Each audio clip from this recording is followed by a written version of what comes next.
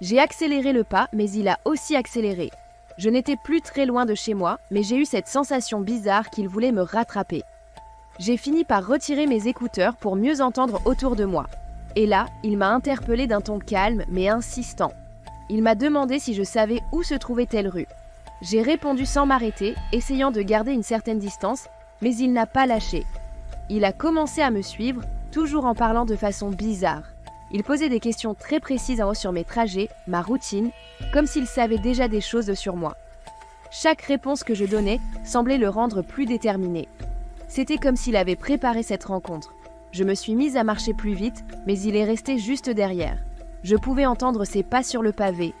Mon cœur battait si fort, je n'avais pas de téléphone en main à ce moment-là, et la rue était assez isolée.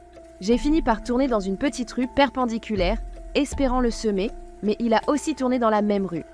À ce moment-là, mon instinct m'a dit de me cacher.